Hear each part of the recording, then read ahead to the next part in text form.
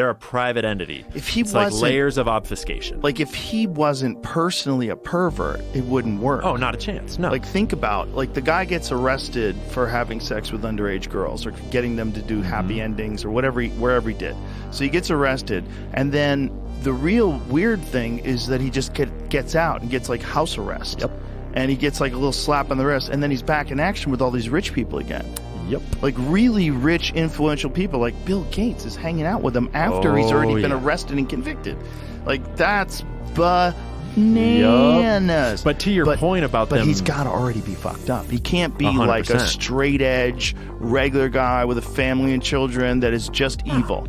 No, you got to have him in on the thing. So if you got a guy you know is already a freak, you know he's already a nut, and he's already like doing... That's how you recruit him. Blow and fucking hookers all the time, and maybe he's been caught with a few underage girls.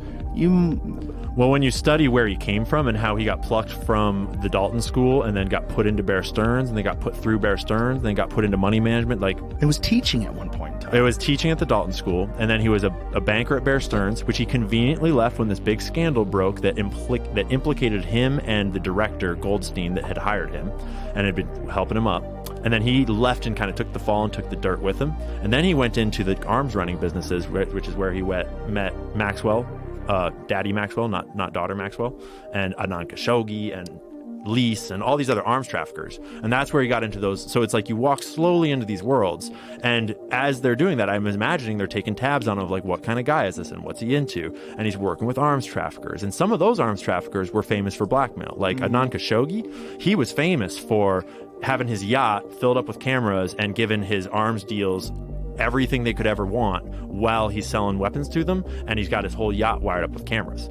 Trump later bought that yacht, which is super interesting. Whoa. Do you know about that? No. So Trump, check this out, and I'm not claiming that Trump is in on everything. It's a very complex thing here, but Trump's history is pretty weird.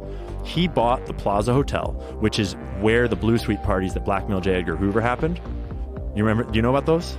No. What year was that? Oh, dude. So J. Edgar Hoover, the founder of the FBI, this is where I thought I was starting this fucking job to talk about GameStop and to talk about like financial markets and shit.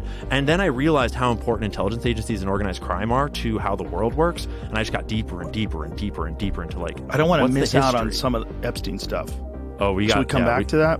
Well, we'll get there. This is all connected. Oh, it's all connected. Okay. I could talk about the Epstein stuff for fucking days and start all kinds of trouble for your podcast and shit. But, well, I think that trouble's supposed to be coming out publicly. I don't think it's gonna. Wasn't there? The FBI in New York guy had to step down, right? Yeah. They were saying they're withholding files. Yeah. So the Pam Bondi's office said that they just got thousands of files.